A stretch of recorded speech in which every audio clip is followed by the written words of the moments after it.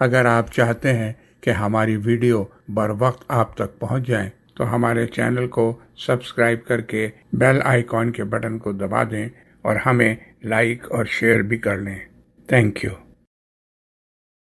اعوذ باللہ من الشیطان الرجیم، بسم اللہ الرحمن الرحیم، الحمد للہ رب العالمین۔ خواتین و حضرات، ہم پچھلے ہفتے مراد کے بارے میں گفتگو کر رہے تھے، اور میں آج اس کو میں نے سامنے نہیں رکھا۔ کنٹینیوشن دیکھ لیجئے۔ عثمان کے بعد اس کا بیٹا اور خان، پھر مراد اول، پھر بایزید یلدرم، اور پھر اس کے بعد بیٹا محمد خانہ جنگی کے بعد، پھر اس کے بعد یہ دوسرا مراد جو ہے اس کا پیریڈ ہم نے پچھلے ہفتے کور کیا تھا اور اس کو کافی تفصیل سے بات کی تھی۔ آج جو گفتگو ہوگی وہ محمد 2 کے بارے میں ہوگی، محمد ثانی۔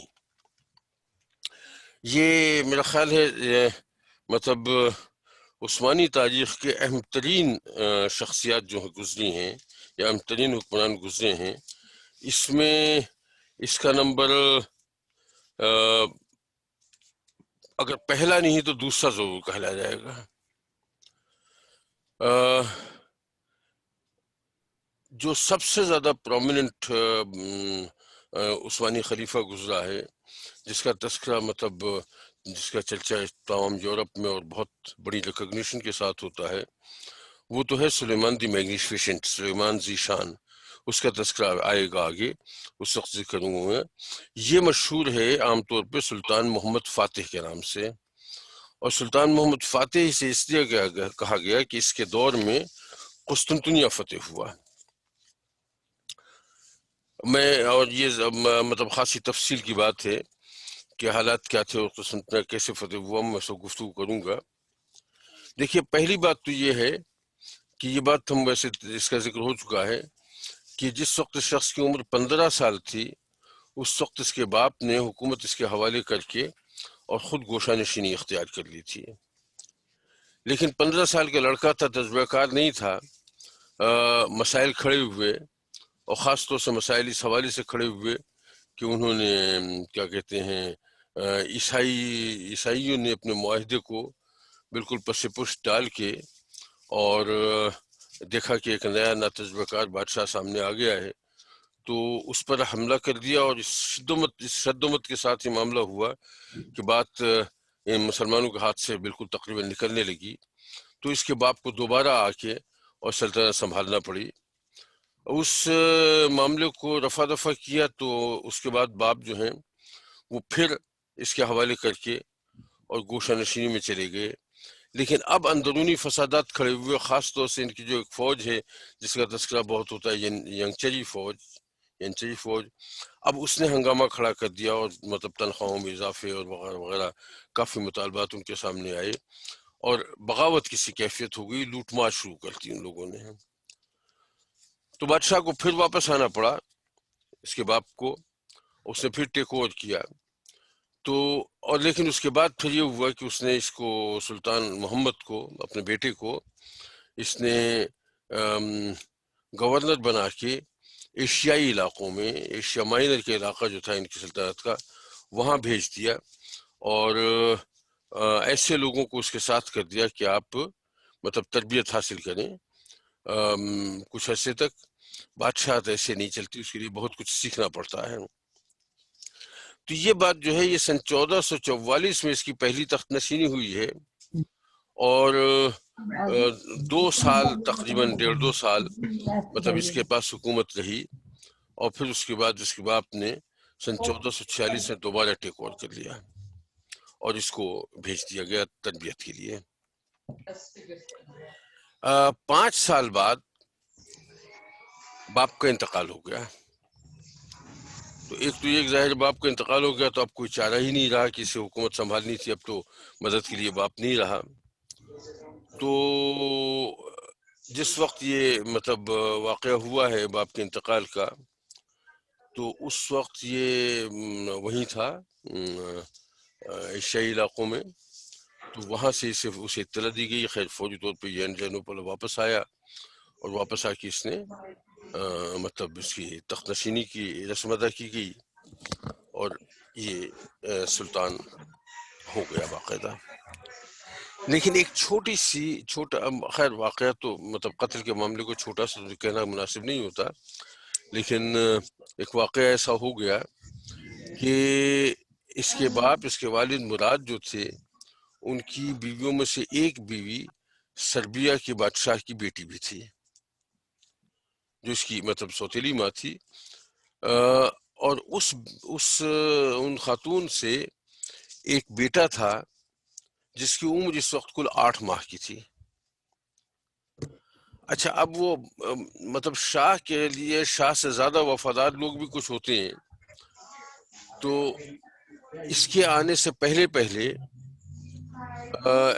ایک ینچری فوج کے ایک سپہ سالار نے یہ سوچ کے کہ یہ لڑکا بڑا ہو کے بادشاہ کے لیے مصیبت بنے گا، اس لیے کہ یہ بھی دعوے دار ہو جائے گا سلطنت کو، تو اس نے اس بچے کو قتل کر دیا.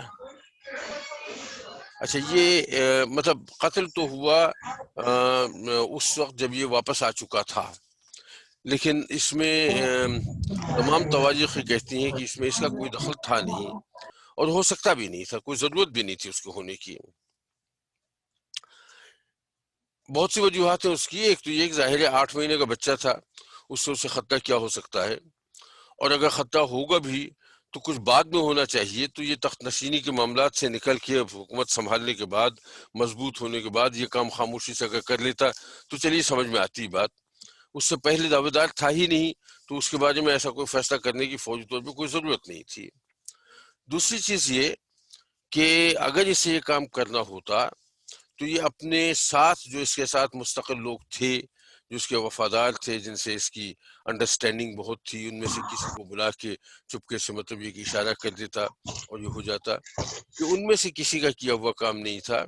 یہ ان سرداروں میں سے ایک تھا جو اینڈریانوپل ہی میں اس کے باپ کے پاس تھا تعینات، وہی تھا، اور اس کی کوئی پرانی کسی قسم کی محمد سے کوئی کنیکشن کہیں نظر نہیں آیا. تو یہ مطلب یہ کہ اس میں اس کا عمل دخل یوں بھی نہیں معلوم ہوتا. اور اس بات کو سربیا کی شہزادی نے خود بھی کبھی نہیں اٹھایا، بلکہ وہ تخت نشینی کی مبارکباد دینے خود بھی آئی اس کے پاس، جو اس کی سوتیلی ماں تھی. تو اپیرنٹلی کسی طرح سے یہ بات ثابت نہیں ہوتی، بلکہ اس بات کا امکان بھی نظر نہیں آتا کہ یہ واقعہ جو ہے یہ اس کے اشارے پہ ہوا ہو.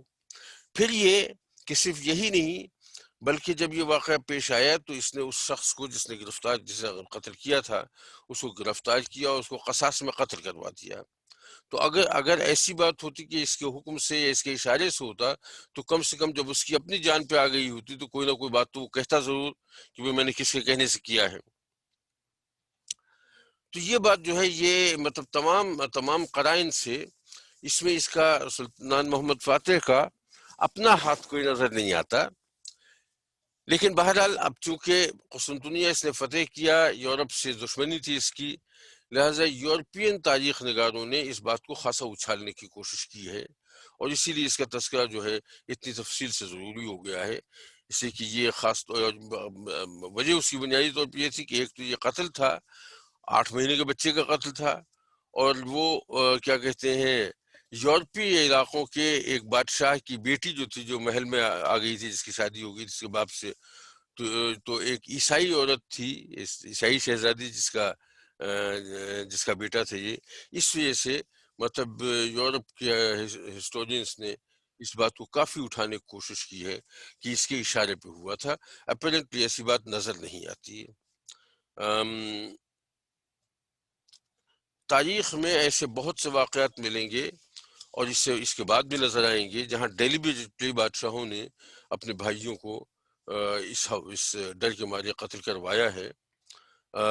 اور ظاہر اگر یہ روایت ہے تو اس میں بھی کسی صفائی کی ضرورت نہیں تھی کہ بھئی ٹھیک ہے، ایک مطلب یہ روایت ہے، اچھی ہے، بری ہے، جیسی بھی ہے، تو مطلب یہ کروا دیا. لیکن اس صفائی کی ضرورت پیش یوں آتی ہے کہ اس میں اس کا ہاتھ نظر نہیں آتا بالکل. اچھا، دوسری طرف حال یہ تھا کہ اس کی کیا کہتے ہیں تخت نشینی سے یعنی اس کے باپ کے انتقال سے کوئی تقریباً 3 سال پہلے جو قسطنطنیہ کا بادشاہ تھا، اس کا نام تھا جان پلیولوگس، جو بھی پروننسیشن ہو صحیح میں نہیں کہہ سکتا، لیکن بعد اس کا انتقال ہو گیا. یہ وہ بادشاہ تھا جس نے مستقل مطلب سازشیں کرتا رہا ہے عثمانیوں کے خلاف. ترکوں کو بلانے میں بھی اس کا، وہ تیمور کو بلانے میں بھی اسی کا ہاتھ تھا، فسادات بھی اس نے کھڑے کرائے انٹرنلی. تو یہ مطلب کافی اس کی طرف سے ویسے تو ہے ایکٹیو ہے، چھٹی بھی تو لی ہے کہ بیٹی کی جب شادی ہو. میری گزارش ہے کہ جو لوگ میوٹ نہیں ہیں وہ اگر میوٹ کر لیں تو بڑی عنایت ہوگی. اچھا خیر، تو میں اس کہہ رہا تھا کہ تو جتنی سازشیں ہوئی ہیں اور جتنی مشکلات پیدا کی گئی ہیں عثمانی بادشاہوں کے سلسلے میں اس سے پہلے، وہ اس کے مطلب قسطنطنیہ کے جو بادشاہ تھا اس کی انسٹیگیٹڈ تھے زیادہ تر. اس کا انتقال ہو گیا تھا کوئی تقریباً 3 سال پہلے اس کی تخت نشینی سے، اور اس کی جگہ اس کا بیٹا جو ہے وہ بادشاہ بنا. اور بیٹا جو ہے وہ باپ سے 2 ہاتھ آگے ہی نکلا، اس سے پیچھے نہیں رہا، کوئی تبدیلی نہیں ہوئی. جیسے ہی محمد کی حکومت قائم ہوئی، تخت نشینی اس کی ہوئی، ویسے ہی ایشیائی علاقوں میں جہاں وہ اس سے پہلے تعینات تھا، جہاں سے آیا تھا وہ، وہاں پہ فوجوں میں بغاوت کروا دی گئی. اور یہ بغاوتیں عام طور پہ کسی نہ کسی طرح سے قیصر قسطنطنیہ کے اشارے سے ہوتی تھیں. ایسے لوگ تھے جو محلوں میں داخل تھے، اس کے لوگ یا اس کے جاسوس، اور وہ کوئی نہ کوئی ایسی بات کر کے اور یہ دیکھ کے کہ بھئی اب بچہ ہے، کمزور ہے، نیا نیا بادشاہ ہے، ایک دفعہ پہلے بھی اس کے ساتھ یہ ہو چکا ہے کہ یہ اتنا مضبوط آدمی نہیں ہے. تو لیکن اس مرتبہ یہ ہوا کہ اب یہ مطلب نہ تو اتنا ناچر بیکار تھا اور نہ اتنا چھوٹا بچہ تھا کہ فوجی طور پہ خود گیا وہاں، فوج لے کے اس بغاوت کا استحصال کیا، اور مطلب وہاں جن لوگوں نے حرکتیں کی تھیں ان کو قرار واقعی سزا دے کے، اور پھر یہ وہاں سے واپس آیا. اچھا واپس آیا. اچھا ایک تو دیکھیے، اب اس میں جو قیصر کے ہاں کی بات ہے، وہ ایک تو سلسلہ یہ ہوا کہ یہ ساری انسٹیگیٹڈ تھی اسی کی، لیکن اس کا تو کوئی واضح ثبوت دینا ذرا تھوڑا سا مشکل ہوتا ہے. لیکن دوسرا کام انہوں نے یہ کیا کہ جیسے ہی یہ واپس آیا تو قیصر کی طرف سے اسے ایک دھمکی ملی، اور دھمکی بڑی انٹرسٹنگ تھی. وہ یہ تھی کہ بھئی ایسا ہے کہ تمہارے باپ کے زمانے سے ایک عثمانی شہزادہ ہے، اور خان اس کا نام ہے. یہ خیال ہے کہ اور خان کا نام کا ایک بادشاہ اس سے پہلے گزر چکا ہے اس خاندان میں، عثمان کے بیٹے کے نام بھی اور خان تھا. تو اور خان نام کا ایک شہزادہ ہے جو ہمارے پاس ہماری قید میں ہے. تو آپ ایسا کریں کہ ہمیں فوری طور پہ اس کے اخراجات کی مد میں جو رقم ہم اس سے پہلے آپ کے باپ دیتے تھے اس میں اضافہ کیجئے، ورنہ ہم اس کو چھوڑ دیں گے اور پھر وہ آپ سے آپ کا تاج و تخت چھین لے گا. اس لیے کہ وہ آپ سے بڑا بھی ہے اور ایک نسل پہلے کا ہے. تو یہ پہلی مرتبہ جب واقعہ ہوا تو اس وقت تو اس نے ٹال مٹول کر کے انہیں مطلب ٹہلا دیا کسی طرح سے، لیکن اسے یہ اندازہ ہو گیا کہ اب قیصر سے 2 ہاتھ کیے بغیر مطلب بات بنے گی نہیں. تو اس دوران میں پھر اس نے یہ کیا کہ اپنی تیاریاں شروع کی خفیہ طور پہ، اور اس تیاریوں کا سب سے بڑا جو چیز مسئلہ رہا یہ کہ جو یورپ میں جن حکومتوں سے اس کی بہت زیادہ دشمنی تھی، قیصر سے تو تھی ہی، لیکن جو سب سے بڑا فساد ہوتا تھا وہ ہنگری کے بادشاہ کی طرف سے ہوتا تھا. ہنی ڈیز اس کا نام تھا. تو اس نے خاموشی سے ہنی ڈیز کے ساتھ ایک 3 سال کا امن معاہدہ کر لیا، اور آئیڈیا یہی تھا کہ مطلب ایک طرف سے مطلب ہمیں محفوظ ہو جانا چاہیے تاکہ 2-3 دشمنوں سے بیک وقت لڑنے کی نوبت نہ آئے. تو اسے 3 سال کا معاہدہ کر لیا. اسی دوران میں قیصر کے پاس سے دوبارہ دھمکی دی گئی وہی کہ شہزادی کے نفقے میں اضافہ کیا جائے. اب اس مرتبہ اس کا ریئیکشن بالکل مختلف تھا. ایک تو اس نے مطلب یہ کہ اس نفقہ بالکل بند کر دیا. پہلے جو کچھ ملتا تھا اب وہ بھی نہیں ملے گا. جو سفیر اس کے پاس آئے تھے یہ مطالبہ لے کے, ان سفیروں کو مطلب واپس کر دیا, اور بہت عزت والے طریقے سے واپس نہیں کیا. یعنی یہ احساس نہ ہونے پائے کہ اس کوئی کمزوری کسی قسم کی اس کے لہجے میں یا اس کے انداز میں کوئی کمزوری ہے. اور اس کے ساتھ چونکہ قسطنطنیہ کی طرف حملے کا اس کا ارادہ ہو ہی چکا تھا, تو اس نے مطلب جنگ کی تیاریاں شروع کی. ایک تو وہ معاہدہ پہلے کر چکا ہے ہنگری سے, جنگ کی تیاریاں شروع کی. جنگ کی تیاریاں شروع کرنے کا مطلب یہ ہے کہ آپ فوجیں اکٹھا شروع کر دیں, ہتھیار بنوانا شروع کر دیں. تو اس نے ایک شخص تھا, بڑا معروف نام ہے یورپ کی تاریخ کا,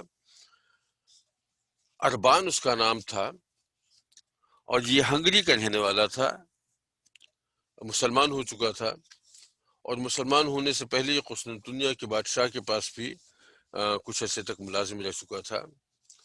اس کا یہ تھا کہ توپ جو ہے, توپ بنانا اس کی اسپیشلٹی تھی.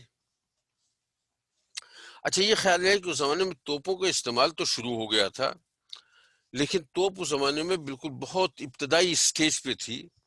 اس سے پہلے اگر آپ کو یاد ہوگا, اور مطلب یہ بڑی عام سی بات ہے کہ ایک جنگی ہتھیار ہوتے جسے منجنیق کہتے تھے, اور اس میں بڑے بڑے بھاری وزنی پتھر اس میں لاد کے اور ان کو بڑی فورس کے ساتھ پھینکا جاتا تھا. تو اور یہ پتھر جو ہے, اگر آپ کو یاد ہو کہ منجنیقوں کا استعمال تو حجاج بن یوسف نے بھی کیا تھا جب اس نے خانہ کعبہ پہ حملہ کیا ہے, عبداللہ بن زبیر سے جنگ ہوئی ہے. تو منجنیقوں کا استعمال تو بہت پرانا تھا, توپ کا استعمال نیا تھا, اور اس لیے کہ توپ میں بہرحال بارودی گولہ استعمال ہوتا تھا. لیکن بالکل ابتدائی زمانہ تھا. اس نے اربان نے کئی مختلف قسم کی توپیں جو ہیں وہ بنائیں, پاور کے اعتبار سے بھی ڈفرینٹ تھیں, اور سائز کے اعتبار سے بھی ڈفرینٹ تھیں, اور افیکٹونیس کے اعتبار سے بھی ڈفرینٹ تھیں. لیکن بہرحال ایسا ہوا کہ ان توپوں کا قسطنطنیہ کے فتح میں کوئی بہت بڑا دخل نہیں رہا, اس لیے کہ یہ سمجھ لیں کہ صورتحال یہ تھی کہ اس میں ایک گولہ جو ہے وہ لوڈ کرنے کے لیے 150-200 آدمیوں کی ضرورت پڑتی تھی جو اس میں گولہ لوڈ کر سکیں. تو اس طرح سے جو محنت پڑتی تھی, دن بھر میں ایک توپ سے زیادہ 5-6 یا 7-8 گولے تک چلائے جا سکتے تھے.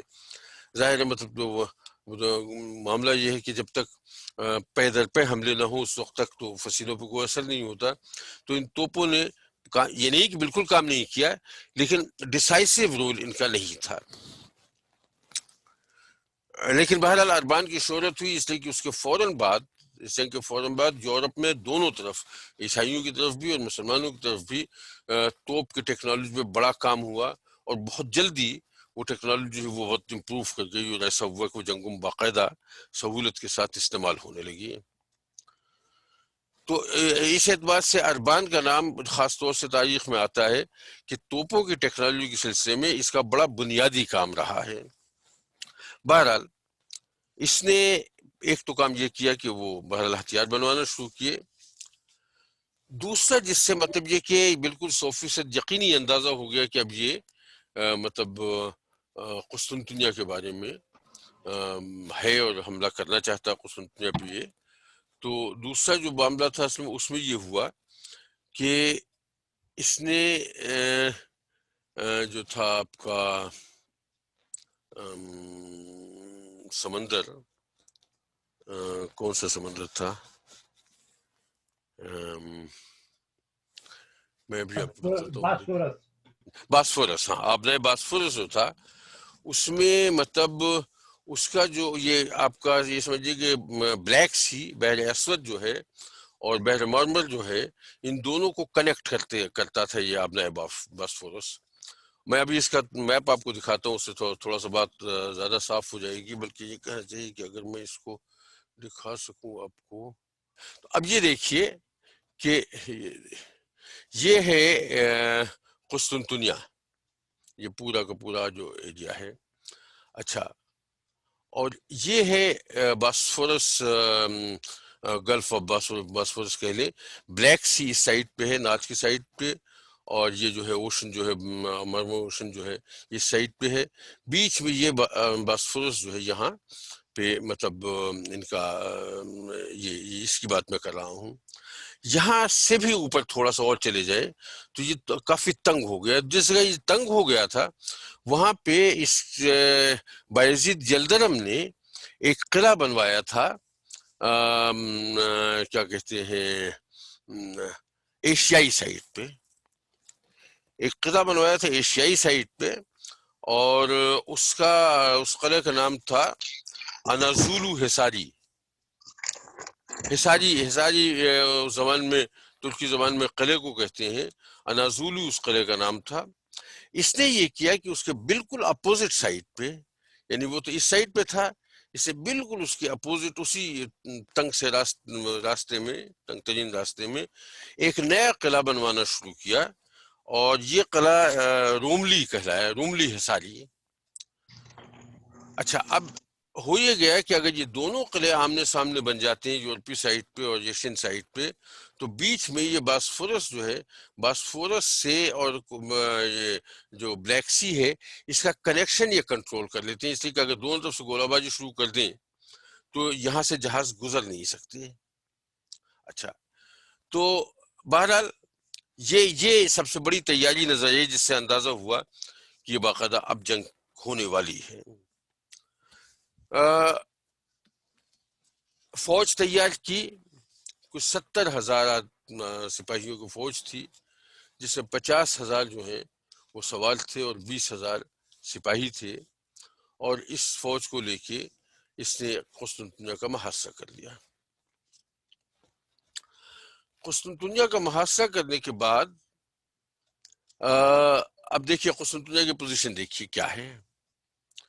اس کی پوزیشن یہ ہے کہ یہ تھوڑا سا میں اسے کنٹرول نہیں کر پا رہا ہوں صحیح، لیکن بہرحال یہ علاقہ جو یہ جس کی سرحد ہے، یہ تمام بڑی بڑی مضبوط فصیل ہے اس میں ساری.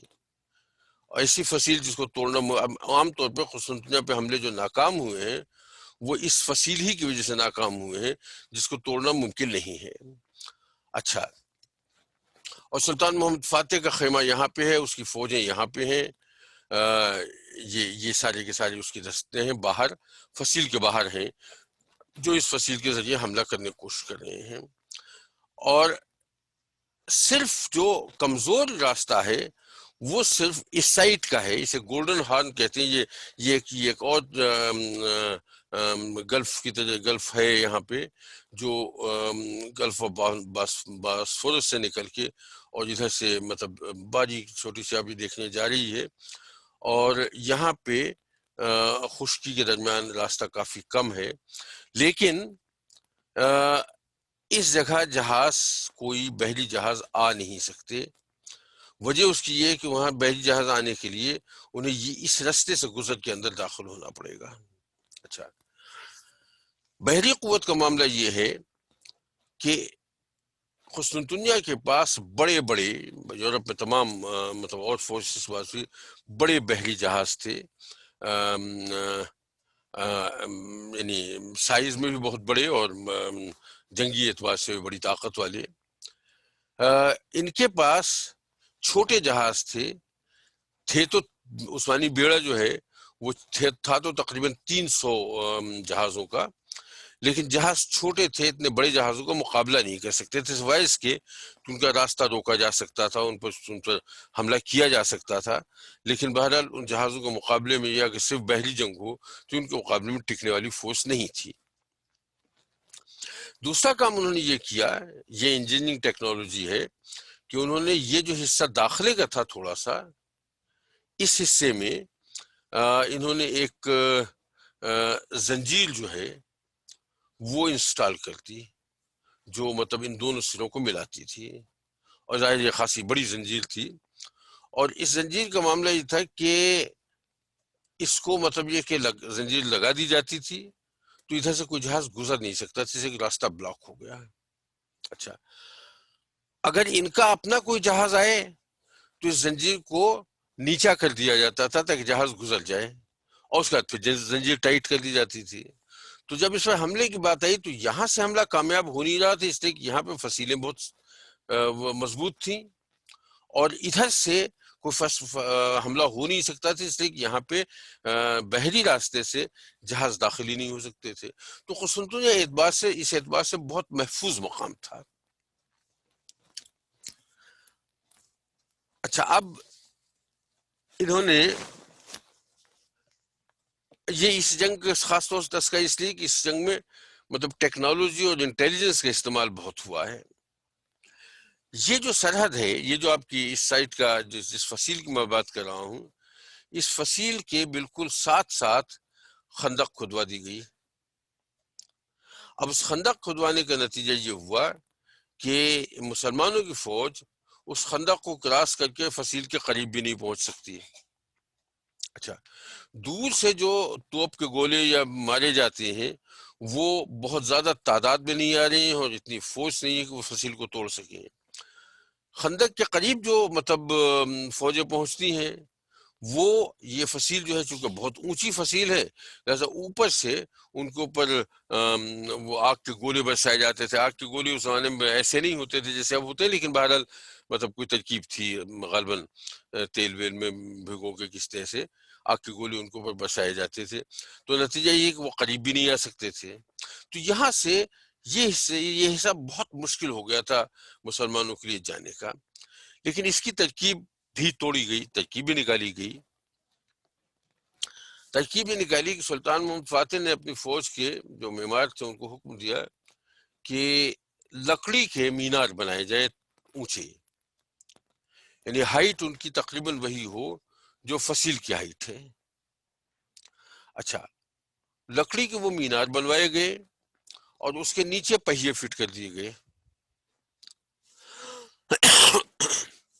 اچھا، اور وہ یہ کچھ اس طرح سے ہوا کہ اگر ان میناروں پہ آدمی کھڑے ہو جائیں تو ان کی لیول جو ہے وہی ہو جاتی ہے جو فصیل پہ کھڑی ہوئی فوجوں کی ہے. تو وہ ان کی جو اونچائی کا ایک جو ایڈوانٹیج تھا وہ ان کے پاس سے جاتا رہا.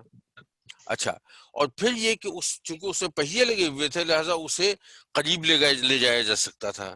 اس پر سے تیر اندازی کی، حملہ کیا مینار پہ سے، اور تھوڑا سا پہیوں پہ اسے سلپ کرا کے آگے لے گئے، اور ایک سیڑھی لگا دی جو فصیل کے اوپر اور مینار کے درمیان، اور سیڑھی کے ذریعے فصیل کے اندر گھسنے کی کوشش کی. اپیرنٹلی بہت اچھی ترکیب تھی، بہت اچھی ترکیب تھی، اور اس سے مطلب خاصا فائدہ ہوا بھی. لیکن بہت جلدی انہوں نے اس کا توڑ نکال لیا. انہیں یہ اندازہ یہ معلوم ہو گیا کہ مینار جو ہے لکڑی کے ہیں، اور سیڑھیاں جو ہیں جو مطلب اس کو کراس کر رہی ہیں فصیل تک آتی ہیں، یہ بھی لکڑی کی ہیں.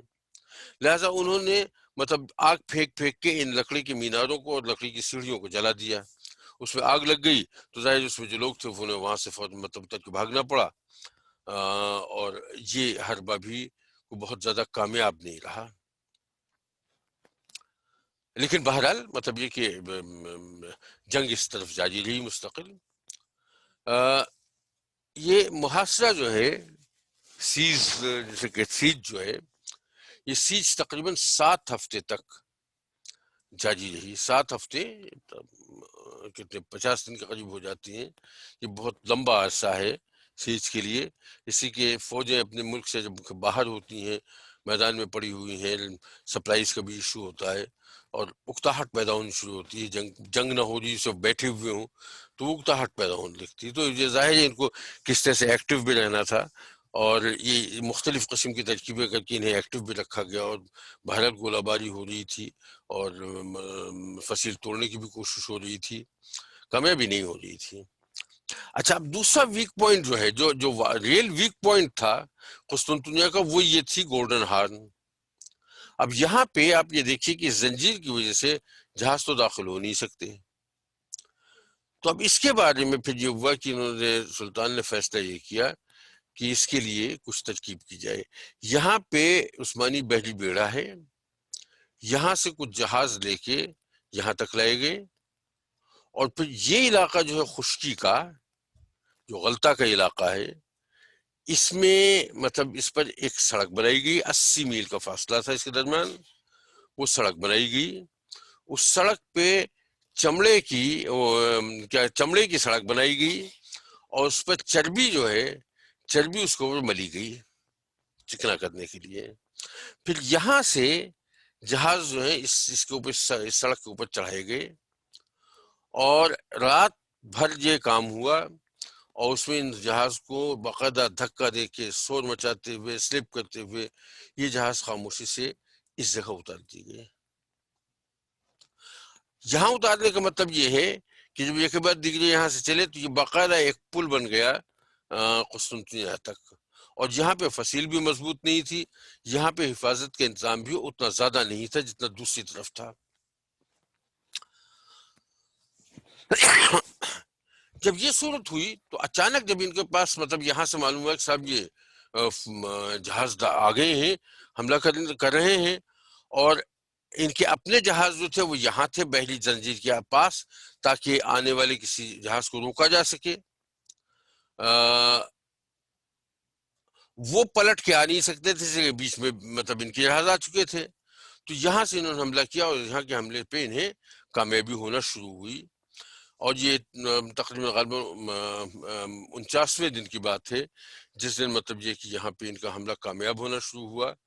اور پھر خدا کی قدرت کچھ ایسی ہوئی کہ اسی دن اس طرف سے بھی ایک دیوار جو ہے وہ ٹوٹ کے گری، اور اس طرح سلطان کا لشکر ادھر سے بھی داخل ہوا، اور ادھر پانی کی طرف سے بھی داخل ہوا، اور مطلب کہ قسطنطنیہ جو ہے وہ مسلمانوں کے قبضے میں آ گیا.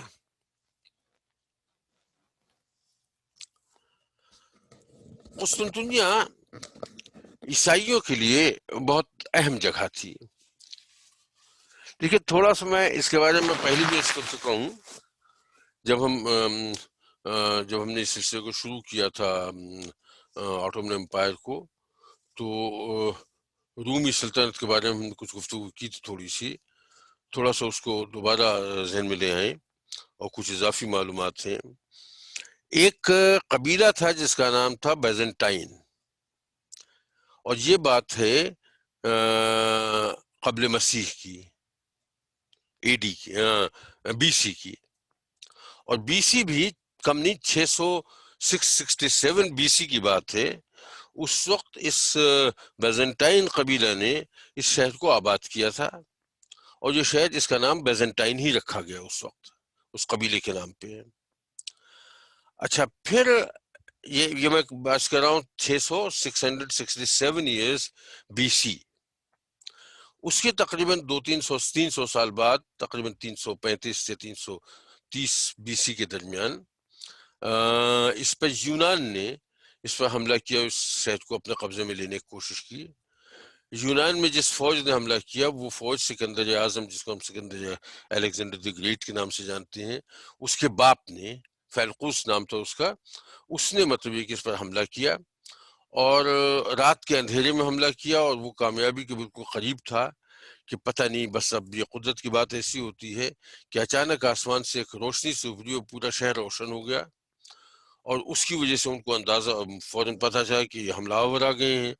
فوجی طور پر انہوں نے اس کا مقابلہ کیا، اور فیلقوس کو ناکامی ہوئی، اس شہر کو فتح نہیں کر پایا، اسے بھاگنا پڑا.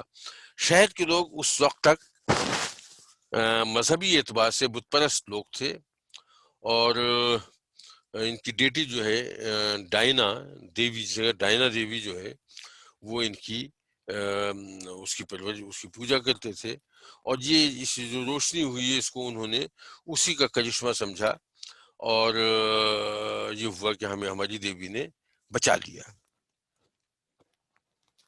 لیکن بہرحال بہت عرصے تک بچے نہیں رہ سکے، اس لیے کہ اسے مطلب کچھ ہی عرصے بعد فیلقوس کے بیٹے سکندر نے، الیگزینڈر نے یہاں حملہ کیا اور اس علاقے کو فتح کر لیا.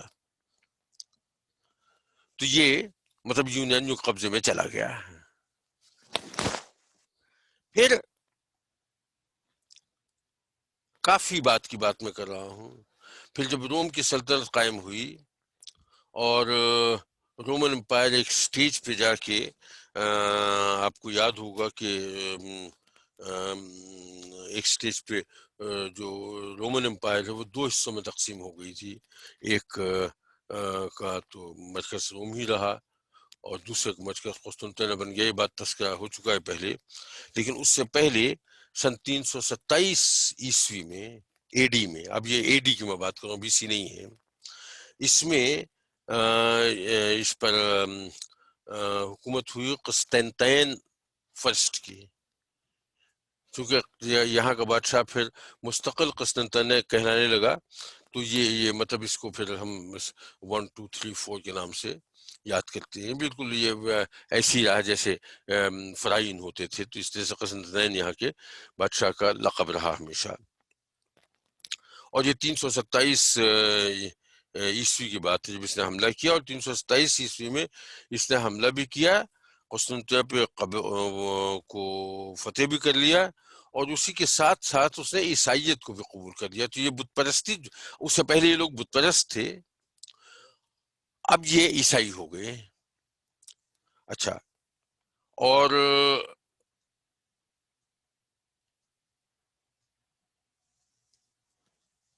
اب اس میں تھوڑا سا میں مطلب یہاں مجھے دوبارہ ویریفائی کرنا پڑے گا کہ 327 میں تو انہوں نے عیسائیت قبول کی ہے، اور قسطین اول جو ہے اس نے اس شہر کو عیسائی شہر بنا دیا.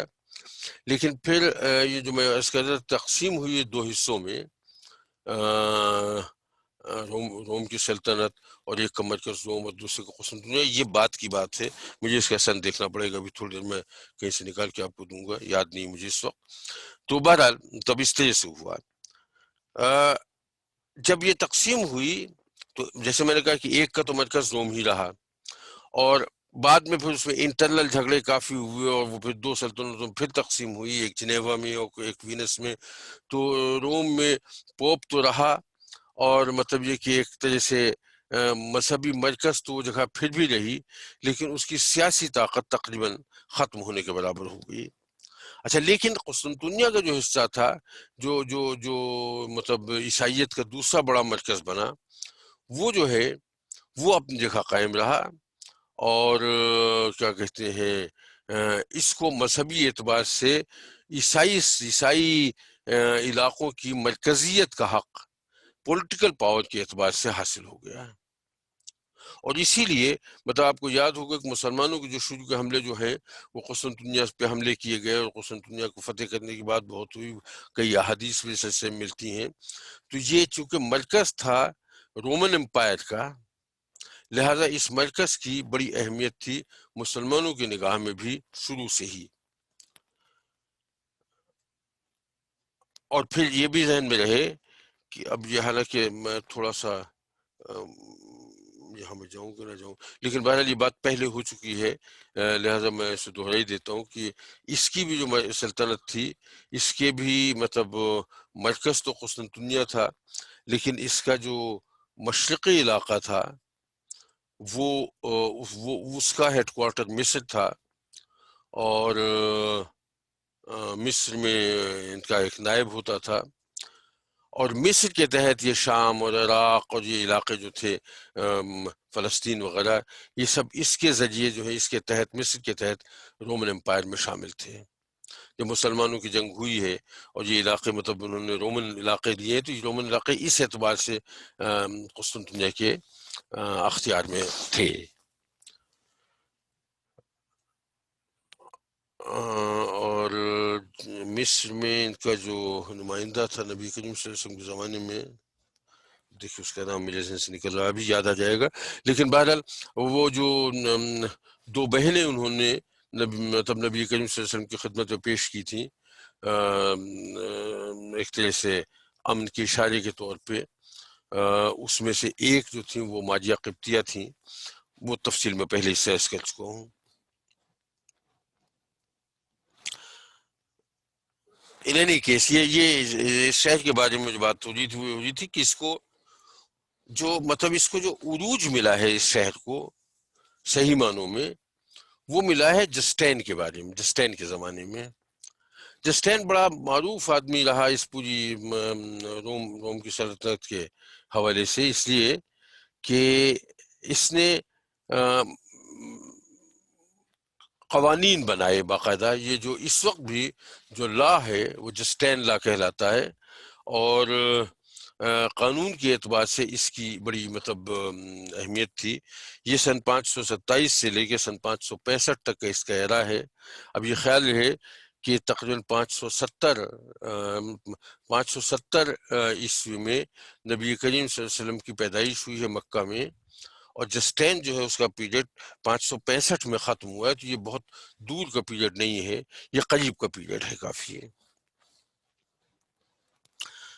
قسطنطنیہ کو فتح کرنے کی کافی کوششیں مسلمانوں نے سے پہلے بھی کی. کوئی نہ کوئی وجہ ہوتی جی جس کی وجہ سے اس کو کامیابی نہیں ہو سکی. پہلا حملہ تو آپ لوگوں کو یاد ہوگا جو مطلب بنو امیہ کے دور میں ہوا تھا، اور اس جنگ میں یزید بھی شریک تھا، اس میں حضرت امام حسین بھی شریک تھے، اس میں عبداللہ بن زبیر بھی شریک تھے، اس میں عبداللہ بن عباس بھی شریک تھے، اور عبداللہ بن عمر بھی شریک تھے. تو یہ کیا کہتے ہیں یہ حملہ ہوا. حضرت ابو ایوب انصاری بھی اس میں شریک تھے، جن کا انتقال وہاں ہو گیا تھا، اور وہیں ان کی آج بھی ان کی قبر جو ہے وہ وہیں ہے. تو وہ جو ہے، لیکن باہر کسی نہ کسی طرح سے اس کی فتح میں کامیابی نہیں ہو پائی. کوئی نہ کوئی بات ہمیشہ ایسی ہو جاتی تھی کہ اس کو مطلب یہ کہ مطلب وہاں سے واپس آنا پڑتا تھا مسلمانوں کو بھی. یہ پہلی مرتبہ ایسا ہوا ہے. قسطنطنیہ کو فتح کیا ہے، اور قسطنطنیہ کو فتح کر کے اس کو مرکز بنا کے، اب کیپٹل جو ہے ایڈریانوپل سے ہٹا کے قسطنطنیہ کو کیپٹل بنا دیا گیا. اس کے نام کے بارے میں بھی بڑی دلچسپ بات یہ ہے کہ ایک روایت تو یہ ہے، اب سے دو روایتیں ہیں. ایک روایت تو یہ ہے کہ سلطان محمد نے اس کا نام فتح کرنے کے بعد اس کا نام رکھا اسلام بول، جو بعد میں مطلب یہ کثرت استعمال سے استنبول ہو گیا. ایک روایت یہ ہے. اچھا، دوسری روایت جس کا تذکرہ اس میں ہے برٹش انسائکلوپیڈیا میں، وہ یہ ہے کہ یہ جو ہے یہ کیا کہتے ہیں اس کا نام جب انہوں نے کیا کہتے ہیں نام کیا تھا بھائی اس کا، ایک تو ایسے نام میں بھول جاتا ہوں بار بار. ہاں، قسطنطین جو ہے اس نے جب اسے فتح کیا تو اس شہر کا نام بیزنٹائن سے چینج کر کے کانسٹینٹینوپل رکھ دیا. اچھا، کانسٹینٹینوپل جو ہے کانسٹینٹینوپلس، اس کا نام آفیشلی تو یہ رکھ دیا گیا، لیکن جو لوگ اس کا نام لیتے تھے وہ اسے کہتے تھے آئسٹن پولن. اس کے معنی ہے اندرون شہر، ڈاؤن ٹاؤن. تو یہ آئسٹن پولن جو ہے یہ استنبول، اور اس سے پھر استنبول بنا اس کے بعد.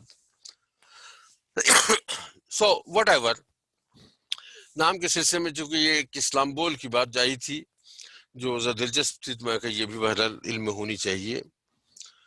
اب جب قسطنطنیہ فتح ہو گیا تو سب سے پہلا کام جو تھا وہ تو یہ ہوا کہ کسی طرح سے اس شہر کی جو رونقیں ہیں ان کو واپس لایا جائے اور بڑھایا جائے.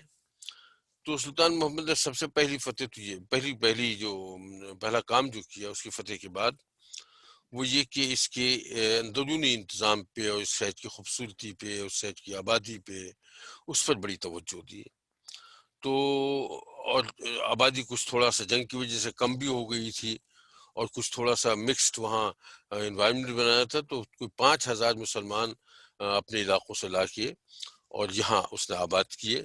تو یہ 500 خاندان وہ آ گئے. تو وہ جو گھر جنگ کی وجہ سے خالی والی ہو گئے تھے وہ سب اس میں بھر گئے، اور شہر میں کاروبار وغیرہ بھی اسی طرح سے چل پڑا. بڑا بارونق اور بڑا خوبصورت شہر ہو گیا. اس کو خوبصورت کرنے کے لیے مختلف عمارتیں مختلف جگہ بنائی گئیں.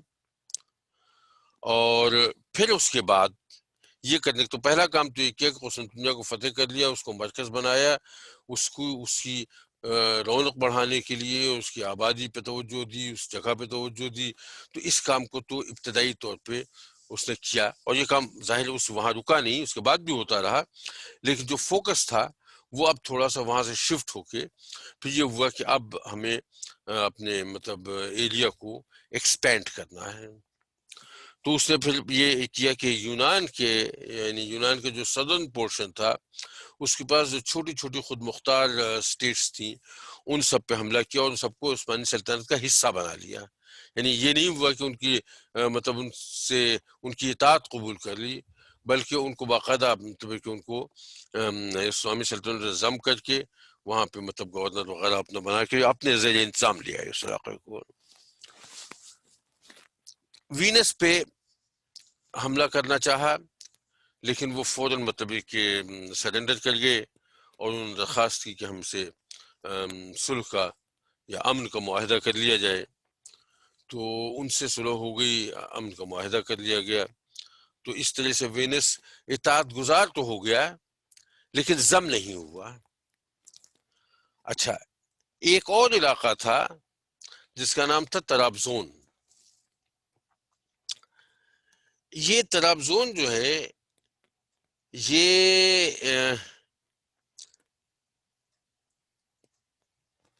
علاقہ جو ہے، جو میں آپ کو نقشہ دکھا رہا تھا تھوڑی دیر پہلے، جو آپ کے سامنے اب بھی ہے شاید، کہ یہ جو ہے ہاں، یہ جب ہم باسفورس کی طرف ہیں تو اور اوپر جائیں، کافی اور اوپر جائیں، تو یہاں پہ ایک علاقہ تھا جو شہر تھا طرابزون، وہ ایک انڈیپینڈنٹ اسٹیٹ تھی. اور یہ تقریباً یہ سمجھ لیں کہ 200-250 سال پہلے کی بات ہے، جب یہ ہاں یہ 200-250 سال پہلے کی بات ہے، جس وقت جب صلیبی جنگوں وغیرہ کا جھگڑا چل رہا تھا. اس وقت ایک شخص جو ہے وہ مطلب ان قسطنطنیہ سے نکلا اور بھاگ کے یہاں اس نے اپنی ایک چھوٹی سی انڈیپینڈنٹ ریاست بنا لی، اور مطلب کسی نے اس سے زیادہ اعتراض نہیں کیا، اور تقریباً 200-250 سال گزر گئے. اگر کبھی اس کے اوپر کوئی مطلب ایسے خطرہ ہوا کسی حملے وغیرہ کا، تو فوری طور پہ اس نے سرنڈر کر کے معافی مانگ کے اطاعت گزاری، جو بھی ہوا اس کی اطاعت کا اختیار کر لی اور اس طرح سے اپنی جان بچا لی مستقل طور پہ. تو یہ اب تک مطلب اسی کنڈیشن میں تھا. اچھا، لیکن یہ علاقہ جو ہے یہ چونکہ جو ایشیائی علاقہ تھا، ایشیائی اسٹیٹس جو ہیں اس کی عثمانی سلطنت کی، اس سے بالکل ملا ہوا تھا. بیزنٹائن ریور آگے جا کے اس کے قریب ہو جاتا ہے، سوری بیزنٹائن نہیں، بس فورس جو خلیج ہے وہ آگے جا کے اس کے قریب ہو جاتی ہے. تو یہ مطلب ایشیائی علاقوں کے لیے ایک خطرہ بن گیا تھا، اور اس لیے بھی خطرہ بن گیا تھا کہ اس کی جس کا جو بادشاہ تھا، جو بھی اس کا مطلب ہیڈ آف دا اسٹیٹ تھا، بادشاہ کہہ لے یا جو بھی کہہ لے اسے، اس کی بیٹی کی شادی ہو گئی تھی ایران کے بادشاہ سے. ایران کا بادشاہ اس زمانے میں حسن طویل تھا، اس سے اس کی شادی ہو گئی تھی، اور ایرانیوں سے اور عثمانیوں سے آپس میں کبھی بنی نہیں. تو یہ خطرہ تھا کہ اگر یہ طرابزون کا علاقہ جو ہے یہ ہمارے قابو میں نہ رہا تو اس کو سٹیپنگ سٹون بنا کے اور ہمارے مطلب ایشیائی علاقوں پہ حملہ کیا جا سکتا ہے. یہ خیال رہے کہ سینٹرل ایشیا کا پورا علاقہ اور آرمینیا کا علاقہ یہ سارا کا سارا جو ہے یہ ایران کے تحت تھا، یہ عثمانیوں کے زیر اثر نہیں تھا. مصر بھی عثمانیوں کے زیر اثر نہیں تھا، انڈیا بھی عثمانیوں کے زیر اثر نہیں تھا. تو یہ بات ہم جو کہہ رہے ہیں یہ آپ کے ایشیا مائنر کی بات ہے اور یورپین علاقوں میں جو حکومت ہے اس کی بات ہے. لیکن یہ علاقہ کوئی کم نہیں تھا. میں بھی تھوڑی دیر میں اس کے بارے میں کچھ تفصیل عرض کرتا ہوں، میرے پاس وہاں پہنچ جاؤں تو انشاءاللہ وہ بھی عرض کروں گا. تو بہرحال اس میں جو تھوڑا سا ایک جو بات ہوئی، چونکہ وہ اس کو جب مرج کر دیا عثمانی سلطنت میں، تو ایران کا جو بادشاہ تھا حسن طویل اس کا نام تھا، ظاہر ہے اس نے اس بات کو پسند نہیں کیا، لیکن چونکہ وہ مطلب اس کے بعد اس نے کہیں آگے بڑھنے کی کوشش نہیں کی اور صرف یہیں تک محدود رہا، لہذا وہ بھی خاموش رہ گیا۔ اچھا، ایک اور بڑا اہم ایشو اس دوران آیا، کرائمیا۔ اب کرائمیا جو ہے یہ سمجھ لیں کہ روس کی سرحد کے پاس ہے، وہاں پہ حکومت تھی چنگیزی خوانین جو تھے، خان جو تھے، اس خاندان کی وہاں حکومت تھی، اور برسوں سے یعنی میرے خیال دو سو برس سے وہ سلسلہ چلا آ رہا تھا، اور وہ سکون سے رہ رہے تھے۔ لیکن وہاں پہ یہ ہوا کہ جنیوا کی جو مطلب حکومت تھی، اس نے باقاعدہ اس علاقے پہ حملہ کیا، اور ان کی ایک بڑی بندرگاہ تھی، یافا اسے کہتے تھے، آپ پتہ نہیں اس کا کیا نام ہے، جافا ہو شاید، یا جو بھی نام ہو، بہرحال مجھے نہیں معلوم۔ تو اس بندرگاہ پہ قبضہ کر لیا۔ اچھا، اس بندرگاہ پہ قبضہ کرنے کا مطلب یہ ہوا کہ کرائمیا والوں کی جو ٹریڈ جو ہے وہ پوری کی پوری اس سے بلاک ہو گئی، اور وہ خاصی مشکل میں پڑ گئے۔ تو اب خود ان کے پاس اتنی طاقت تھی نہیں کہ وہ اس جنیوا کی فوجوں کا مقابلہ کر سکتے، ان سے لڑ سکتے۔ تو پھر انہوں نے سلطان محمد سے کو پیغام بھجوایا کہ ہم آپ کی اطاعت بھی قبول کرتے ہیں اور آپ کی سبسڈیری حکومت بن کے رہیں گے، لیکن ہماری جان چھڑائی جائے ہمارے ان جنیوا کی جو دشمنا کی جنہوں نے یافا پہ قبضہ کر لیا ہے۔ اور سلطان محمد نے کرائمیا میں بھیجا اپنے ایک بڑے اچھے جرنیل کو، محمد قیدوق نام تھا اس کو وہاں بھیجا، اور یافا کی بندرگاہ کو فتح کیا، اور جنیوا کی افواج کو وہاں سے نکالا، اور جس طرح سے کرائمیا جو ہے وہ بھی عثمانی سلطنت کے تحت آ گیا، اور 300 سال تک، اس کے بعد بھی 300 سال تک یہ عثمانی سلطنت کا باج گزار رہا ہے، اس کا سبسیڈینٹ رہا ہے۔ یہ بات جو ہے یہ سمجھ لیں کہ یہ 1474 کی ہے۔ انٹرسٹنگ بات یہ ہے، یہ سائٹ کی بات ہے، ویسے مطلب عثمانی تاریخ سے اتنا تعلق نہیں، لیکن وہی زمانہ تھا، یعنی 1475 میں جب روس میں زار خاندان کی حکومت شروع ہوئی ہے۔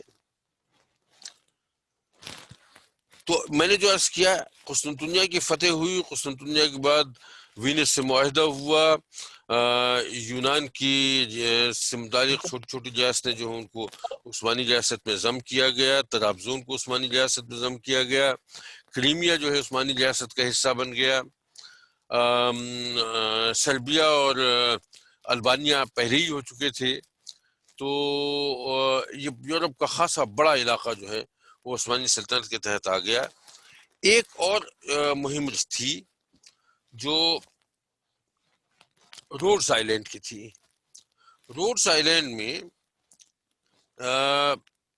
صلیبی مجاہدین جو تھے، کروسیڈرز جو تھے، ان کے ایک گروہ کی حکومت تھی، اور کافی عرصے سے تھی، تقریباً میرے خیال سے 200 سال یا سم ویئر اراؤنڈ۔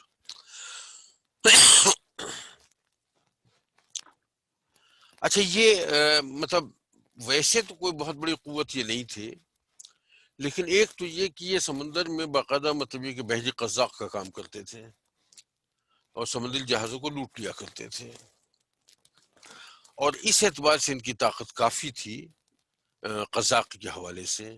مطلب اگر 1-to-1 جنگ شروع ہو جائے تو شاید مطلب یہ کہ اس میں اتنا زیادہ مضبوط نہ رہے ہوں، لیکن یہ کہ بہرحال اس اعتبار سے ان کی طاقت تھی اور خاصے پریشان کن تھے۔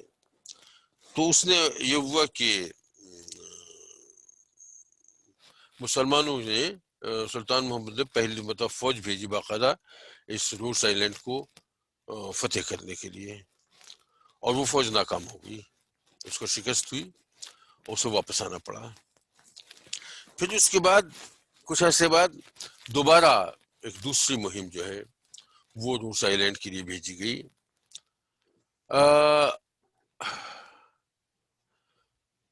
اس مرتبہ کامیابی ہوئی بھی اور نہیں بھی ہوئی۔ اس اعتبار سے تو کامیابی ہوئی کہ انہوں نے اس علاقے کو فتح کر لیا.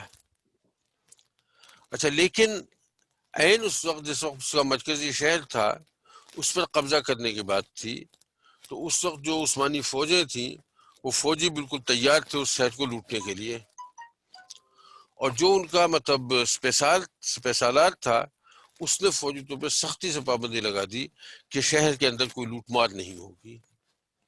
جو مسلمانوں کو عمومی طور پہ طریقہ تھا کہ جن شہروں کو فتح کر لیا جاتا تھا ان میں شہری آبادی سے مطلب کوئی تعارض نہیں کیا جاتا تھا، وہ صرف وہ ان لوگوں سے قتال ہوتا تھا جو جنگ کا جو باقاعدہ جنگ کا حصہ ہیں. تو اس اعتبار سے اس نے اپنی فوجوں کو اس بات سے سختی کے ساتھ روک دیا کہ شہر کے اندر کوئی لوٹ مار نہیں ہوگی. اس فوج کے لوگ جو ہیں، سپاہی جو ہیں اور سردار جو ہیں، وہ مطلب خاصے برافروختہ ہو گئے کہ بھئی مطلب یہ کیسے، ہم مال غنیمت کہاں سے ملے گا، کیسے ملے گا. صبح سالات نے پرمیشن نہیں دی اور یہ تنازع اتنا بڑھا کہ اس فوج کو واپس آنا پڑا. تو کہنے کا مقصد یہ تھا کہ یہ مہم کامیاب تو ہوئی لیکن پھر آپس کے تنازع کی وجہ سے اس مہم کو نامکمل چھوڑ دیا گیا اور یہ اس اعتبار سے کامیاب نہیں کہلائی جا سکتی. گو اس میں کافی مطلب اچھا. اب تیسرا جو جس سلسلے میں ایک جو مزید بات ہے وہ یہ کہ یہ میں نے اس کیا تھا کہ احمد قیدوق جو ہے یہ بڑا اچھا بڑا زبردست سپہ سالار تھا ان کا، اس جس کو جنگ کریمیا میں بھیجا گیا تھا اور کریمیا کا فاتح تھا وہ. اب اس کو اٹلی کی فتح پہ معمول کیا گیا. اچھا اس نے چھوٹی چھوٹی جگہیں بہت سی تھیں ان کو فتح کیا اور اس کے بعد اٹلی کا ایک شہر ہے، اب مجھے پتہ نہیں کہ اس وقت اس کا نام کیا ہے، لیکن شہر کا نام آرٹینٹو تھا اس وقت، اور اس شہر کو فتح کا دروازہ کہا جاتا تھا، فتح کا دروازہ. تو اس فتح کا دروازہ اس شہر کا محاصرہ کیا اس نے اور محاصرہ کر کے اس شہر کو فتح کر دیا. اچھا جب اس شہر کو فتح کر لیا گیا تو اس کا مطلب کہ پورا اٹلی جو ہے وہ مطلب بالکل مطلب ایک طرح سے لڑکھڑا گیا اور خطرے میں تھا. اس حد تک تھا کہ اٹلی میں جو پوپ وغیرہ جو تھے، جو وہاں کے حکمران تھے، وہ وہاں سے بھاگنے کی پلاننگ کرنے لگے کہ اب یہاں سے کس طرح سے کس راستے سے نکلا جائے اور کیسے نکلا جائے، جیسے کہ ہم یہاں نہ لڑ سکتے ہیں نہ اس شہر کو اس ملک کو ہم بچا سکتے ہیں. لیکن بہرحال قدرت کو کچھ اور منظور تھا تو ایسا ہوا نہیں. ایسا ہوا نہیں اس لیے کہ اسی وقت اس زمانے میں سلطان محمد فاتح نے بہت بڑی فوج اکٹھا کی اور 3 مہمات اس کے سامنے تھیں. ایک تو تھی کہ حسن طویل جو ہے وہ بہت سخت مطلب ناراض تھا اس سے پہلے طرابزون کی فتح پہ، اور پھر اس کے بعد جب انہوں نے کریمیا اور یافا وغیرہ میں مطلب فتوحات حاصل کی تو وہ بھی اس کے اوپر اثر انداز ہوئی. تو اب اس نے مطلب یہ کہ باقاعدہ یہ کیا کہ جو ان کا جو عثمانیوں کا جو ایشیائی علاقہ ہے اس علاقے میں باقاعدہ انہوں نے چھیڑ چھاڑ شروع کی. وہاں پہ شہزادہ بایزید کی گورنرشپ تھی، اس کے لیے خاصی مشکلات کھڑی کرنی کی ان کے لیے. تو ایک تو مہم یہ تھی کہ باقاعدہ مطلب یہ کہ حسن طویل سے جنگ کی جائے اور اسے سزا دی جائے، اسے مطلب یہ کہ اتنا پیچھے دھکیل دیا جائے کہ دوبارہ عثمانی علاقوں کی طرف نہ آ سکے. اچھا دوسرا یہ تھی کہ روڈس آئیلینڈ جس کے بارے میں نے کیا تھا کہ اس کی 2 مہمات گئی تھی، دوسری کامیاب ہو کے ناکام ہو گئی تقریباً، تو اس کو یہ مکمل طور پر فتح کرنا تھا کہ مطلب اسے کر دیا جائے. اور تیسرا اٹلی کی بات میں کر رہا ہوں کہ اٹلی کو مکمل طور پہ اس کو فتح کرنا. یہ 3 جو ہے یہ مہمات اس کے سامنے تھیں. اچھا لیکن کسی کو یہ نہیں پتا تھا کہ اس کا رخ کس طرف ہوگا، بلکہ میں ایک مرتبہ اس کے کسی سپہ سالار نے اس سے پوچھ لیا تھا کہ آپ کا کدھر جانے کا ارادہ ہے. پتہ نہیں اسی واقعے میں یا کسی اور جگہ. تو اس کا جملہ یہ تھا کہ اگر میرے داڑھی کے ایک بال کو بھی پتہ چل جائے کہ میرے حملے کا ارادہ کہاں ہے تو میں پوری داڑھی جلا کے رکھ دوں گا. تو اتنا مطلب یہ کہ اتنا محتاط اور اتنے اس طریقے سے کام کرنے والا آدمی تھا. تو فوج تو تیار کر لی, یہ ابھی مطلب معلوم نہیں کہ اسے کس طرف جانا تھا, لیکن کار قدرت تو کچھ اور ہوتا ہے. اچانک بیمار ہوا اور اس وقت کا انتقال ہو گیا. تو اس طرح سے وہ اٹلی کی فتح جو ہے وہ بھی پینڈنگ چلی گئی, روڈس آئیلینڈس کی فتح جو ہے وہ بھی مطلب پینڈنگ چلی گئی, اور ایران میں حسن طویل سے جو مقابلے کی بات تھی وہ بھی جو ہے وہ یہاں نہ ہو سکی. اور پھر ایران سے تو خیر کافی جنگیں ہوئیں اس کے بعد, وہ تو انشاءاللہ موقع آئے گا تو اس وقت مطلب میں عرض کروں گا, اور کوشش کروں گا کہ حسن طویل کو تو میں نے نام لے لیا ہے اور ایران سے ان کی جنگیں بھی ہونی ہیں, تو کسی مناسب موقع پہ میں ایران کی ایک مختصر سی تاریخ, بہت تفصیل میں نہیں جاؤں گا لیکن کم سے کم اس حد تک کہ ایران میں کس پیریڈ میں کس خاندان کی حکومت رہی اور کون کون وہاں بادشاہ رہے پرومیننٹ, ان کا تذکرہ میں انشاءاللہ ضرور کروں گا. تو اس طرح سے مطلب سلطان محمد فاتح کا دور ختم ہوا. صرف ایک چیز رہ گئی جس کا تذکرہ ضروری ہے, اور یہ میرا خیال بہت اہم ہے, اس پر تھوڑا توجہ دیجیے, اس لیے کہ اس میں تھوڑی سی فگرز ہیں. دیکھیے جس وقت پہلی بات تو یہ ہے کہ سلطان کے زمانے میں 12 اسٹیٹس 12 ریاستیں اور 200 سے زائد شہر اور قلعے جو ہیں وہ فتح کیے گئے ہیں. 12 انڈیپینڈنٹ اسٹیٹس اور 200 سے زیادہ قلعے یا شہر یہ اس کے زمانے میں فتح کیے گئے. اچھا, فتح قسطنطنیہ جب ہوئی, اس کا پہلی مہم تو وہی تھی. اس وقت جو عثمانی سلطنت کے پاس جو علاقہ تھا, جو ان کی حکومت میں شامل تھا جو علاقہ, وہ 4,80,000 اسکوائر کلومیٹر تھا یورپ کے علاقے میں. 480,000 اسکوائر کلومیٹر یورپ کے علاقے میں, اور 484,000 جو ہے وہ ایشیائی علاقے میں. تو دونوں طرف تقریباً برابر تھا, 480 and 484. اچھا, جس وقت اس کا انتقال ہوا ہے اس وقت جو ہے ذرا تھوڑا سا آپ یہ کمپیئر کیجئے کہ اس وقت یورپی علاقوں میں جو اس کا عثمانی سلطنت کا حصہ تھا وہ تھا 17,03,000, 4,80,000 کلومیٹر تھا. اب یہ 17,03,000 اسکوائر کلومیٹر ہو گیا ہے, which is approximately 4 times سے تھوڑا سا کم ہوگا لیکن تقریباً مطلب یہ کہتا 4 گنا. اچھا, اور ایشیائی علاقہ جو ہے اس کو بہت زیادہ فرق نہیں پڑا, لیکن فرق پھر وہاں بھی پڑا کہ وہ 4,80,000 تھا, وہ 4,80,000 تھا, اب وہ 5,11,000 اسکوائر کلومیٹر ہو گیا. تو بہت زیادہ بڑا فرق یہاں نہیں ہے, لیکن بہرحال مطلب ایک اچھا خاصا فرق ہے. تو یہ جو ہے یہ اب اس وقت جو سمجھ دیں کہ جو مطلب علاقہ اس کے انتقال کے وقت اس کے زیر اثر تھا, عثمانی سلطنت کے زیر اثر. بھائی ایک منٹ. ہاں, تو میں اس کہہ رہا تھا کہ جو مطلب قسطنطنیہ کی فتح کے وقت, یعنی جس وقت محمد فاتح نے حکومت لی تھی, اس وقت جو ٹوٹل علاقہ ان کے پاس تھا وہ تھا 9,64,000 یورپ اور ایشیا کے ملا کے 9,64,000 اسکوائر کلومیٹر. اور جب اس کا انتقال ہوا ہے اس وقت تو ٹوٹل 22,14,000 کلومیٹر یہ علاقہ ہو گیا تھا, which is 2.5 times. تو اس سے اندازہ لگا لیں کہ سلطان محمد فاتح کا زیر اثر یا اس کے زمانے میں جو فتوحات ہوئی ہیں اور جو مطلب عثمانی سلطنت کا ایکسپینشن ہوا ہے وہ کتنا زیادہ رہا ہوگا. جنگیں جو ہوئی ہیں اس میں تقریباً کوئی 8 لاکھ مسلمان سپاہی شہید ہوئے ہیں. تو ظاہر مطلب یہ کہ اتنا علاقہ فتح کیا ہے, اتنی جنگیں لڑی ہیں, تو ظاہر کچھ نہ کچھ تو نقصان بھی برداشت کرنا ہی پڑتا ہے. تو 8 لاکھ فوج جو ہے, حالانکہ اس کی فوج باقاعدہ فوج جو ہے وہ کبھی 1 لاکھ 1.25 لاکھ سے زیادہ نہیں رہی, لیکن ظاہر ہے مطلب یہ تو مطلب وقتاً فوقتاً جو لوگ آتے جاتے رہے ان سب کو ملا کے بات ہو رہی ہے. تو یہ رہی صورت. باقی ذاتی طور پہ بہت اچھا مسلمان تھا،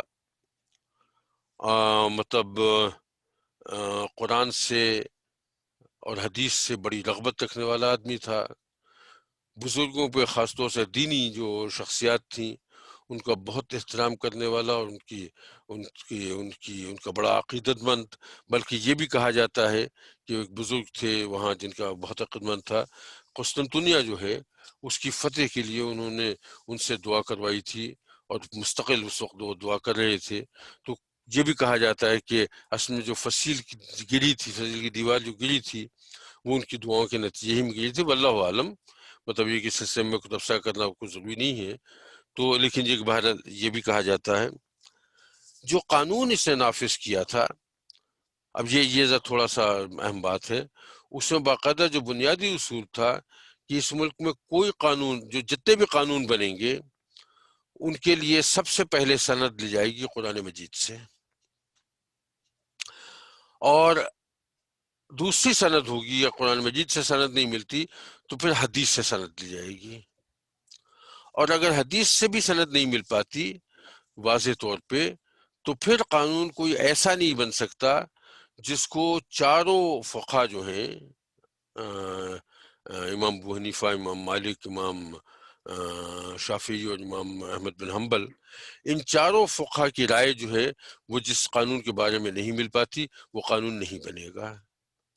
اور پھر قانون کی جو چوتھی شق تھی وہ تھا سلطان کا حکم، لیکن سلطان کا حکم ان تین میں سے کسی پہ حاوی نہیں ہو سکتا تھا۔ اگر سلطان کا حکم جو ہے ان میں سے ان تین میں سے کسی سے کلیش کرتا تھا تو سلطان کے حکم کی کوئی حیثیت نہیں تھی۔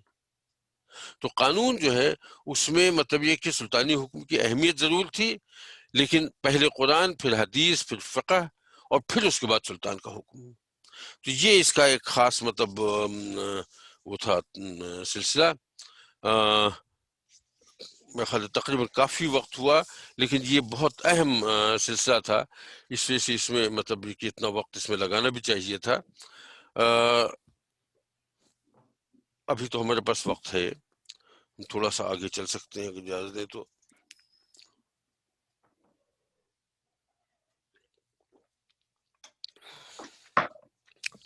سلطان محمد فاتح کا جب انتقال ہوا تو اس وقت اس کے دو بیٹے تھے، ایک بیٹے کا نام بایزید تھا اور دوسرے بیٹے کا نام جمشید تھا۔ بایزید جو ہے وہ ایشیائی علاقوں کا گورنر تھا، اور جمشید جو ہے وہ کریمیا کے علاقے کا گورنر تھا۔ بایزید بڑا تھا، اس کی عمر تقریباً 35 سال تھی، جمشید چھوٹا تھا، اس کی عمر تقریباً 22 سال تھی۔ لیکن یہ خیال ہے کہ بادشاہ نے یعنی انتقال سے پہلے اس نے کسی کو اپنا جانشین یا ولی عہد نامزد نہیں کیا تھا، لہذا کسی ایک کا یہ دعویٰ کہ حکومت میرا حق ہے، جیسے کہ مجھے جانشین یا ولی عہدی میرے پاس تھی، یہ دلیل کسی کے پاس نہیں تھی۔ یہ دلیل اگر تھی تو صرف اس حد تک تھی کہ میں بڑا ہوں لہذا میرا حق زیادہ ہے۔ فیکٹ یہ ہے کہ بایزید بڑا تو تھا، لیکن جو اسٹرانگ پرسنالٹی ہونی چاہیے وہ اس کی پرسنالٹی اتنی اسٹرانگ نہیں تھی۔ جمشید کی پرسنالٹی نسبتاً اسٹرانگ تھی۔ یہ الگ بات ہے کہ مطلب حالات مطلب اس کے مطابق اس سے موافق نہ گئے، لیکن بہرحال وزیر اعظم جو تھا اس کے انتقال کے وقت، اس کا نام تھا محمد پاشا، وہ جو تھا وہ جمشید کا حامی تھا۔ تو اس نے کوشش کی کہ جیسے ہی بادشاہ کا انتقال ہوا تو اس نے کوشش کی کہ اس کے انتقال کی خبر کو چھپا لیا جائے اور فوری طور پر جمشید کو اطلاع دی جائے تاکہ وہ آ کے اور تخت نشینی کیپٹل میں آ کے تخت نشینی اس کو حاصل ہو جائے، اس کے بعد پھر دیکھا جائے گا جو بھی ہوگا۔ لیکن فوج کے لوگ جو تھے، خاص طور سے جینچری فوج تھی، اس نے بڑی اچھی فوج کا بڑا اچھا حصہ ضرور تھا لیکن سے فسادات بھی بہت کھڑے کیے ہیں۔ تو اس کا معاملہ یہ تھا کہ اس فوج نے یہ کر دیا کہ نہیں، اس بات کو ایکسیپٹ نہیں کیا، انہوں نے بغاوت کر دی، وزیر اعظم محمد پاشا کو قتل کر دیا، اور اس کے ایک نئے شخص کو جس کا نام اسحاق پاشا تھا اس کو مطلب نیا وزیر اعظم بنا دیا۔ اچھا، اب یہ ہو گیا کہ نیا وزیر اعظم جو ہے اسحاق پاشا وہ بھی باعزید کا حامی ہے، ینشری فوج بھی باعزید کی حامی ہے، اور وہ جو کریمیا کا فاتح تھا اور اٹلی میں جس نے سپہ سالار احمد قیدوق جو ہے وہ اپیرنٹلی دونوں میں سے کسی کا حامی نہیں تھا، لیکن اسی رقابت چل رہی تھی اس سے وزیر سے، محمد پاشا سے، یہ جس کو مطلب قتل کر دیا گیا، جس کو بغاوت کے نتیجے میں۔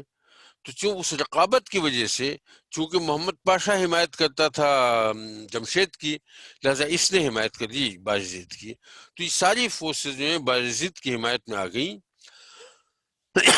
باجزید کو فوری طور پہ اطلاع دی گئی، وہ اس وقت شیخ کوچے کے فتوحات میں تھا، وہاں سے وہ فوری طور پہ آیا اور کیا کہتے ہیں اس نے اس کی تخت نشینی کی رسومات ادا کر دی گئی۔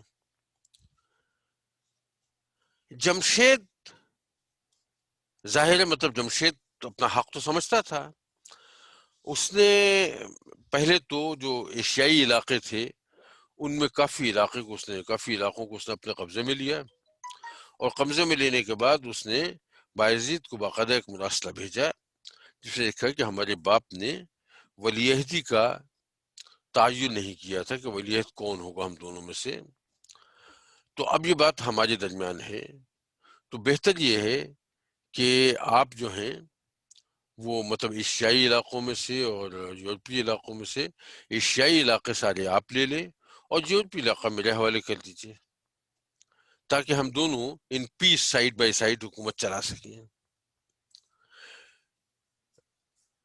یلدرم تو الگ تھا، بايزيد جو ہے، بايزيد کو یہ بات پسند نہیں آئی، اس نے کہا نہیں، یہ نہیں ہو سکتا، حالانکہ خاندان کے کئی لوگوں نے اسے سمجھانے کی کوشش کی مسلمانوں کے آپس کے درمیان کا جھگڑا جو ہے وہ ٹھیک نہیں ہے، اس کے نتائج اچھے نہیں نکل سکتے، لیکن بہرحال اس نے اس بات کو ایکسیپٹ نہیں کیا، اس نے کہا کہ بھئی ایسا ہے کہ اگر یہ چاہے تو بیت المقدس چلا جائے، وہاں رہے اپنا ساری زندگی، اور اس کے اخراجات کے لیے جو کریمیا سے جو ہمیں مطلب آمدنی ہوتی ہے اس کا ایک حصہ میں مقرر کر دوں گا، اور دیٹس اٹ، اس سے زیادہ مطلب انہیں کچھ نہیں دیا جا سکتا۔ نتیجہ یہ ہوا کہ ظاہر اس کا نتیجہ یہ ہوتا ہے کہ جنگ ہونی چاہیے تھی دونوں میں، تو سن 1481 کو ان دونوں میں پہلی جنگ ہوئی۔ اب باوجود اس کے کہ جمشید جنگ وغیرہ کے اعتبار سے زیادہ کمپیٹنٹ آدمی تھا، اس میں کوئی شبہ نہیں، لیکن بادشاہ کبھی اپنے بل پہ تو جنگ نہیں لڑ سکتا، جنگ تو سپہ سالاروں پہ، سرداروں پہ اور سپاہیوں پہ ہوتی ہے۔ عین جنگ کے دوران اس کے بڑے بڑے سردار جمشید کو چھوڑ کے بايزيد کی طرف چلے گئے، اس لیے کہ تھے تو عثمانی سلطنت ہی کی فوج تھی، تو انہوں نے جو بھی مطلب پریفرنس ہو اس پریفرنس کی بنیاد پہ جنگ کے دوران جس وقت جنگ ہو رہی تھی دونوں میں، اب ایک فوج کا بڑا حصہ دوسری فوج میں جا کے مل جائے تو تناسب بالکل بگڑ جاتا ہے۔ نتیجہ یہ ہوا کہ اسے شکست ہوئی، وہ شکست کھا کے بھاگا، اور پھر وہ کسی عثمانی علاقے میں نہیں تھا، نہ ایشیائی عثمانی علاقے میں اور نہ یورپی عثمانی علاقے میں، بلکہ وہ وہاں سے مصر کی طرف چلا گیا تاکہ مصر سے اسے کچھ مدد مل سکے۔ مصر میں اسلامی حکومت تھی اور خلیفہ بھی مصر میں ہوتا تھا۔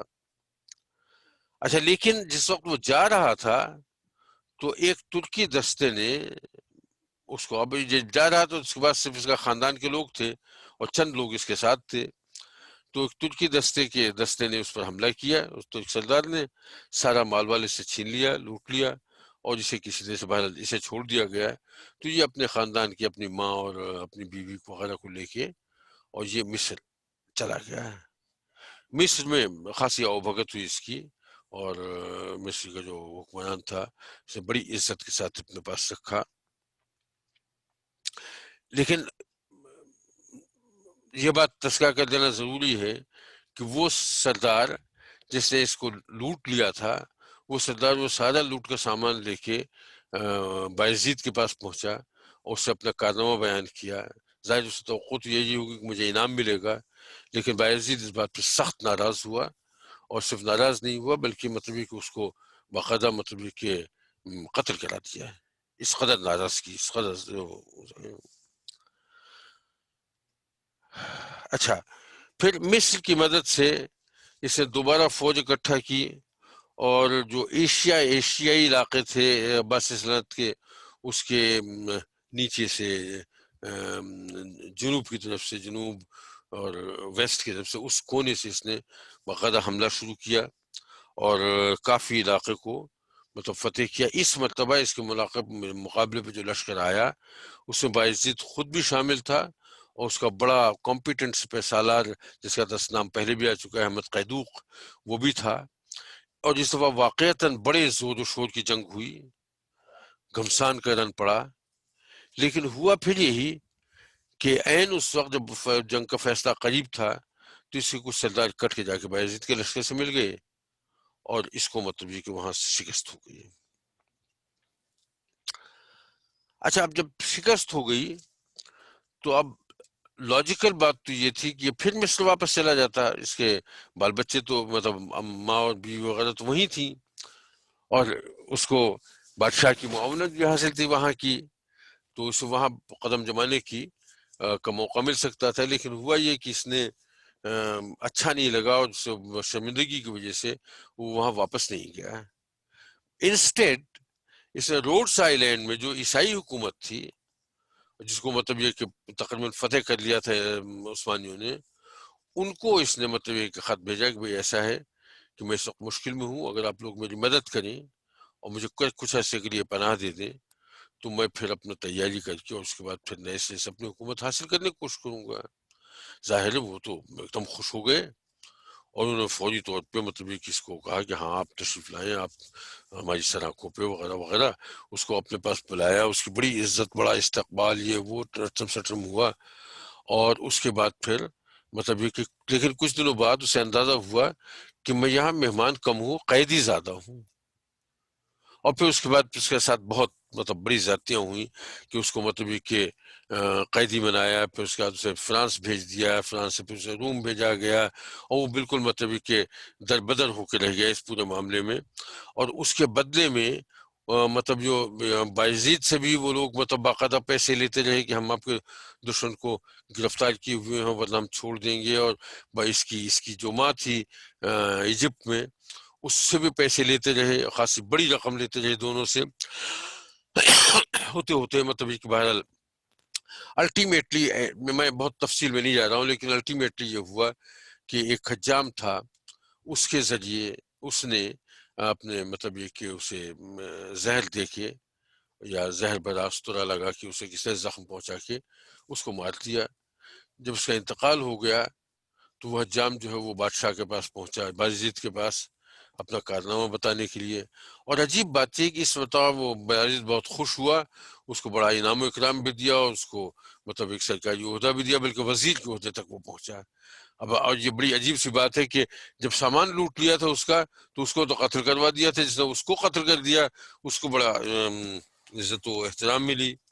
تو اس طرح سے مطلب یہ کہ یہ مطلب ولی عہدی کا معاملہ جو ہے وہ ختم ہوا، اس کا جھگڑا، اور پھر بایزید کی باقاعدہ حکومت قائم ہوئی. تو یہ مطلب یہ کہ میں کہا کہ جو خاندانی وہ جو ایک خانہ جنگی ہوئی ہے بادشاہت کے لیے، اتنا پورشن میں آج کور کر لوں.